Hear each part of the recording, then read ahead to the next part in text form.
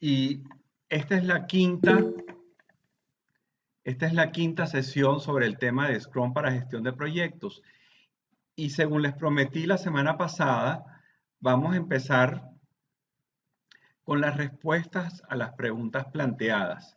Y después le vamos a entrar al tema de trabajo en equipo. Es una introducción al tema de trabajo en equipo con los tips más relevantes que son necesarios para que los equipos de trabajo que uno genera en un sprint o que uno utiliza para trabajar en un sprint, para que esos equipos de trabajo lleguen a su punto óptimo de funcionamiento de la manera más rápida y menos dolorosa. Entonces vamos a empezar con la primera pregunta. La primera pregunta estaba relacionada con el tema de las herramientas de planificación en Scrum. Y hay dos herramientas. Está el backlog list, la lista de resultados, y está el sprint plan. Entonces, todo gira alrededor del sprint. El sprint es aquel grupo de actividades que hacemos y que tienen una duración entre 1 a 6 semanas, durante las cuales el Scrum Team, el Scrum Master, el Product Owner, hacen lo necesario para tener su entregable listo, ya comprobado, para colocarlo dentro de el producto completo. Entonces, la primera herramienta de planificación es la lista de resultados, la pila de resultados, el Product Backlog.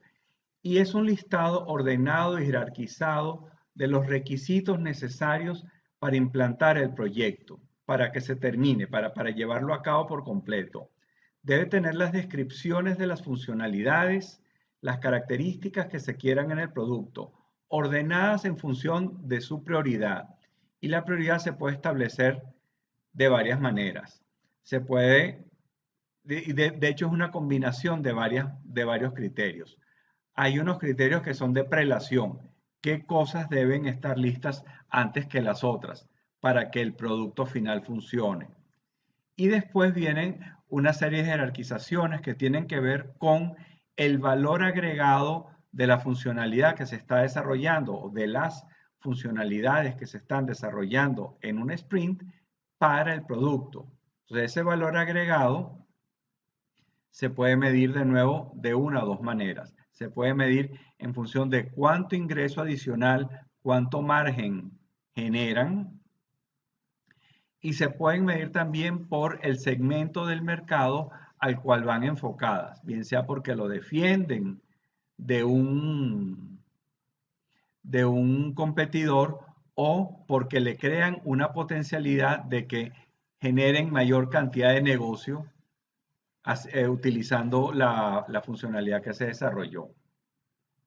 Su contenido, el contenido del Product List, debe reflejar todo el trabajo que el equipo de desarrollo tiene que hacer. En otras palabras, el equipo de desarrollo, quienes van a estar involucrados en los sprints, no hace algo que no esté en la pila de resultados. La pila de resultados la gestiona, la mantiene actualizada, se encarga de llegar a un acuerdo sobre los criterios y sobre la valoración de los criterios. Se encarga de eso el Product Owner, el dueño del producto. Eso incluye el contenido, la disponibilidad, las peticiones y las cosas adicionales que se piden. Y le corresponde entonces al Product Owner hablar con los equipos de trabajo para ajustar la jerarquización y para validar las agrupaciones de resultados que se vayan a incluir para ser desarrollados en cada sprint.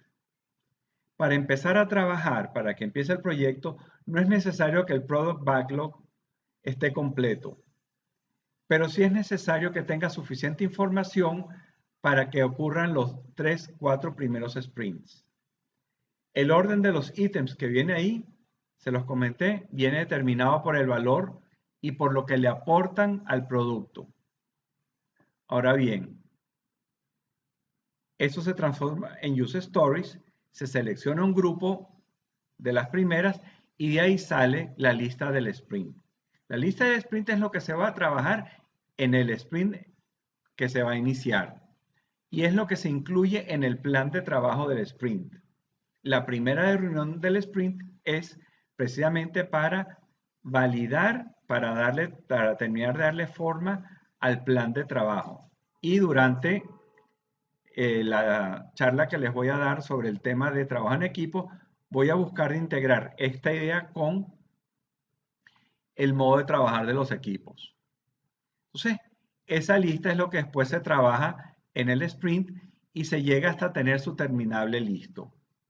Eventualmente será necesario hacer el plan de trabajo y al final, cada día, tener el Scrum diario con las mediciones y las actualizaciones correspondientes al avance del plan de trabajo, demostrar los requisitos y tener el entregable listo. Para después considerarlo todo en la retrospectiva. A varios de ustedes les llegó un correo el fin de semana con 2 retrospectivas. Las primeras van a ser un poco más largas que las habituales. Y la razón de esto es que buscan levantar la mayor cantidad de información sobre cómo podemos mejorar. Entonces, lo que van a encontrar allí es una lista detallada de posibles oportunidades de áreas donde pueden haber distintas oportunidades de mejora. Entonces, ¿en qué se parecen y en qué se diferencian el Product Backlog y el Sprint Backlog? Bueno, el primero es un listado de las tareas que engloba todo el proyecto. El segundo es el listado de lo que se va a desarrollar, se va a realizar durante un sprint. El Product Backlog, las tareas, las que están más arriba son las que tienen mayor prioridad, son las que tienen mayor importancia para el proyecto. En el Sprint Backlog, el equipo de desarrollo selecciona las tareas del Product Backlog de acuerdo con el Product Owner y desarrolla el Sprint Planning. En el Product Backlog, el Product Owner es responsable por gestionarlo. En el Sprint Backlog lo hace el equipo de trabajo.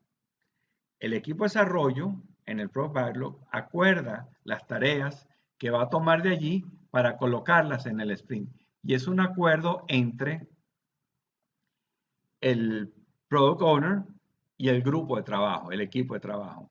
Y tiene que ver con las horas de trabajo disponibles, las competencias disponibles en el equipo, la jerarquización de esas necesidades con relación al mercado y el tiempo que se tiene para desarrollarlo. Entonces, todos esos elementos se combinan y sale un acuerdo de qué cosas podemos hacer en este sprint.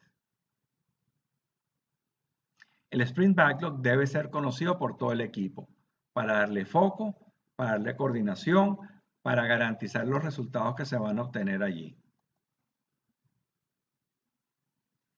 Y el Sprint Planning se mantiene durante todo el sprint, dentro de lo razonable. En el país en el que estamos pueden ocurrir eventos que justifiquen el cambiar lo que se generó en el Sprint Plan. Entonces, como ejemplo, les tengo este Product Backlog. Esto lo jalé de una página en internet donde había ejemplos de Product Backlogs. Y fíjense que aquí en la columna de la izquierda ustedes tienen el área de requisitos. Ese es el área que se relaciona con el producto. El producto tiene un área X y tiene un requisito A que va amarrado a esa área. El requisito A lo solicitó el área de mercadeo y tiene un valor de 2000. Ese valor puede ser de dos tipos. Puede ser el costo, lo que nos va a costar desarrollarlo cuando le incorporamos todos los recursos que hay que consumir, o puede ser también el impacto en el mercado. Vamos a poder generar 2000 unidades adicionales de valor cuando coloquemos esta funcionalidad en el producto.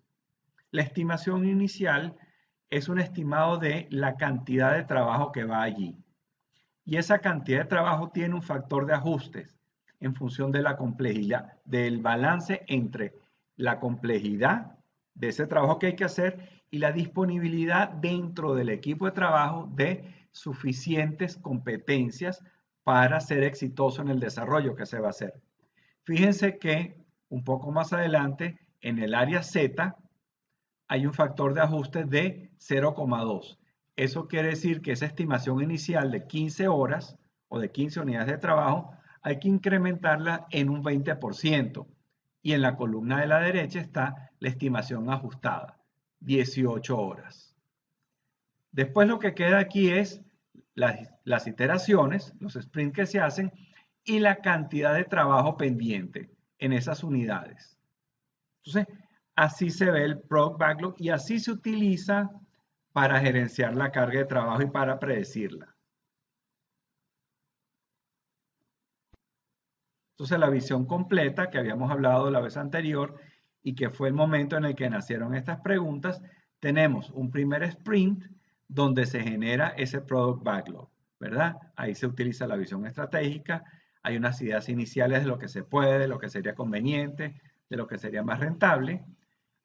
Pudiera haber una capacitación metodológica si se considera necesario. Hay un mapa de historias de cómo se van a desarrollar y eso se traduce a un mapa de resultados. Y después viene una discusión sobre las expectativas, se buscan acuerdos y de ahí sale la lista de productos. La lista de productos, cuando se matiza con la cantidad de recursos disponibles, genera el plan de trabajo, que es la secuencia de los sprints. Igual, este primer sprint necesita su retrospectiva. ¿Por qué? Porque es necesario tener el esquema de mejora continua y hacer las evaluaciones periódicas y metódicamente. Del plan de trabajo sale el Sprint Backlog. Con ese Sprint Backlog, el equipo de trabajo empieza sus ciclos de 3 a 6 semanas, donde acepta un conjunto, perdón, donde genera un conjunto de objetivos para diseño, para criterios, desarrolla los productos, los prueba, los hace que sean aceptados y los entrega como algo terminado. Cada día, ese equipo de trabajo tiene su Scrum diario. Puede ser presencial, puede ser a distancia, asíncrono. Lo importante aquí es que haya disciplina, que si uno dice antes de tal hora debe estar el feedback de lo que pasó el día de ayer, debe estar antes de tal hora, a conveniencia de todos, pero antes de tal hora, cosa que se pueda reaccionar sobre la marcha y no haya retrasos. Eventualmente se tiene un producto que se va a incorporar al portafolio que permite refinar los resultados en el tiempo y también eso requiere su retrospectiva, cada sprint, de una forma metódica para comparar, para ver qué podemos mejorar, dónde están las oportunidades, qué tenemos que cambiar, con qué nos quedamos y eso va consolidando la cultura de trabajo. Y de eso tiene que ver la charla de hoy, tiene que ver con equipos de alto desempeño. Y esa es una manera sencilla de decir, necesitamos aprovechar, crear y aprovechar sinergias. Sinergias es cuando logramos esta inecuación, que 1 más 1 sea más grande que 2. 2 personas trabajando en equipo generan mucho más que 2 personas trabajando cada uno por su cuenta. Y esto se debe a que un grupo no es un equipo. Un grupo de trabajo utiliza la cautela en la comunicación. Un equipo usa la empatía. Aquí hay un nivel de compenetración mucho mayor. Un grupo tiene la característica de que los conflictos son difíciles de resolver. El equipo sabe cómo manejar los conflictos y cómo utilizar el conflicto para producir aprendizaje. Cómo utiliza el conflicto en forma positiva, la discrepancia para conseguir una mejor idea. Los grupos por lo general no toman decisiones que afecten al grupo. En el equipo los integrantes están comprometidos con el éxito y están dispuestos a hacer los sacrificios que hacen falta para lograr el éxito. En un equipo la estructura de autoridad se diluye y pudiera uno tener un esquema donde hay liderazgos puntuales en función de lo que se esté haciendo. En un grupo el aprendizaje no genera acción. En el equipo los aprendizajes son activos y generan mejoras. Y de ahí la importancia de las retrospectivas para generar esas mejoras. Entonces, ¿a qué llamamos un equipo? Un equipo es un número reducido de personas que tienen habilidades complementarias y que son seleccionadas en función de esas habilidades complementarias con relación a las habilidades requeridas para ser exitosos en el trabajo que se debe realizar. Son dedicados a obtener resultados u objetivos que sean comunes y medibles. con responsabilidades que son entendidas, compartidas y aceptadas entre los que están allí, que tienen un interés demostrado por el bienestar de los compañeros y que son interdependientes entre ellos, entre partes internas de la organización y con elementos externos a la organización. Entonces, un equipo de alto desempeño tiene un conjunto de características. En primer lugar, trabajan bien juntos. En segundo lugar, fomentan interacciones positivas entre ellos. Comparten misión, visión, comparten los valores, comparten los procesos, la forma de tomar las decisiones, la forma de jerarquizar qué se hace, qué no se hace, qué se permite, qué no se permite. Y presentan una actitud ganar-ganar. El equipo, la empresa, la organización. Logran acuerdos sobre temas claves para el desempeño individual y del conjunto. Acuerdos sobre los procesos, acuerdos sobre la toma de decisiones. Y son previsivos y tienen capacidad de respuesta acelerada. Ahora, lograr esto no es automático. Formar un equipo efectivo es un proceso. Es un proceso que tiene un conjunto de principios guía. El primero es, se debe mantener la dignidad y el respeto entre todos los integrantes. El segundo, hay que escuchar con empatía, hay que participar completamente, hay que arrimar el hombro. Hay que lograr la manera de encontrar terreno común sin forzar cambios, sin obligar a los demás. Hay que respetar la diversidad, incluyendo el punto de vista propio. No es callarse para otorgar, es crear los argumentos y el espacio para discutir sobre una base factual. Entonces, en la Universidad de Harvard han realizado un conjunto de estudios sobre acuerdos efectivos, sobre negociación, y llegaron a la conclusión de que hay un conjunto de acciones y de creencias que cuando uno las implementa en las relaciones humanas y dentro de los equipos de trabajo, tienden a generar mejor calidad de relación entre unos y otros. Y el primero de estos principios es el respeto a la autonomía de los demás, el permitirle a todos la capacidad de disentir y el derecho a ser convencido por argumentos objetivos. El segundo es el aprecio, el mostrar un aprecio real, una preocupación real por los demás. El tener una afiliación, el estar consciente que somos todos partes del mismo equipo y que, salvo para los italianos, que los italianos hacen esto que les voy a describir un poco distinto, el que cuando el barco se hunde completo. Los italianos hace poco fueron capaces de hundir un barco y lo hundieron por la mitad. Entonces, esto de la afiliación que se hunde el barco completo no le funciona, pero salvo los italianos, el barco se hunde para todos. El no pelear por el estatus, el no pelear por yo soy más jefe que tú y esto se hace porque yo lo digo y demás. El que la discusión sea lo más factual posible. Y el asegurarse durante el diseño y durante la ejecución del trabajo en equipo que cada uno de los participantes tiene un rol que le va a generar algo positivo, una ganancia individual y que a través de esa ganancia individual también va a ser capaz de crear valor para el grupo. Entonces los equipos de proyecto tienen un conjunto de integrantes. Tienen los integrantes que están ahí, los que hacen el trabajo, los miembros del equipo que llamamos, tienen un líder y no necesariamente está separado de esos integrantes y a veces tienen un coach promotor. Y entre estos tres elementos es necesario lograr acuerdos en cuanto a la estructura del equipo, los procesos y el contexto. ¿Qué queremos decir con estructura del equipo? Queremos decir todo esto. La definición de la misión y la visión, la cultura, los elementos de la cultura que van a estar allí, los objetivos SMART, que sean específicos, que sean medibles, que sean alcanzables, que sean relevantes, que sean temporales, que haya motivación y compromiso de estar allí, de hacer el trabajo, de lograr los éxitos.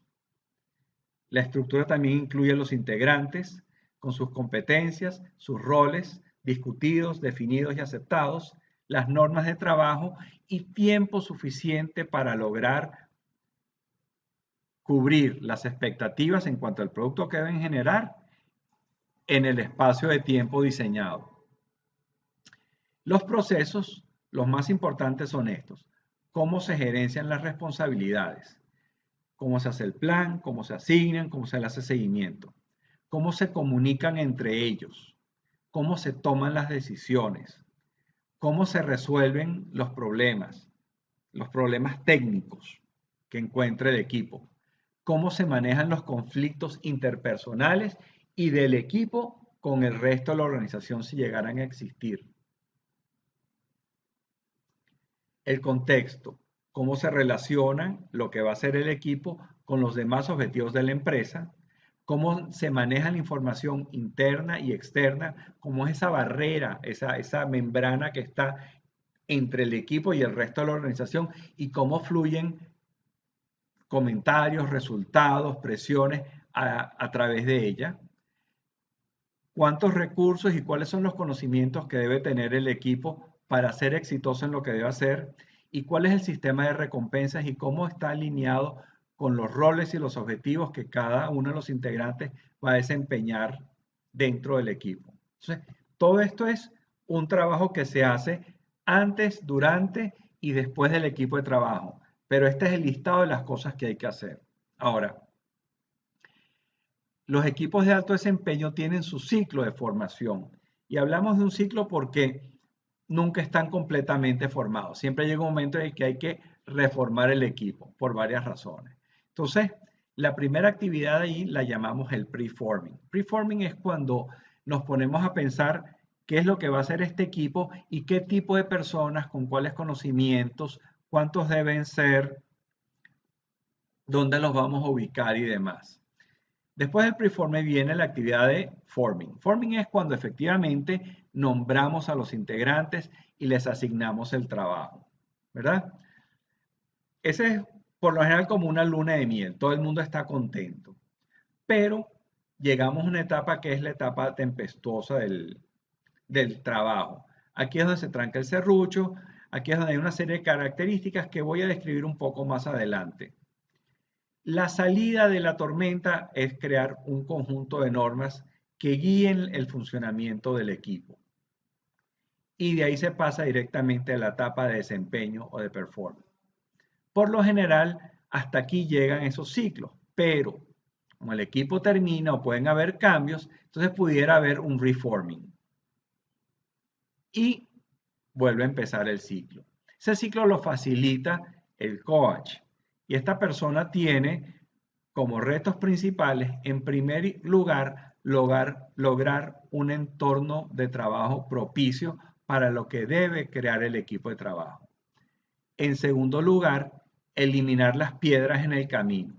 Y en tercer lugar, hacer que el trabajo fluya para que se llegue a los resultados deseados. Vamos a profundizar en la etapa de tormentas. Esta es una etapa donde estas cosas que ven en la lámina pasan. Esos son los síntomas de que están llegando allí.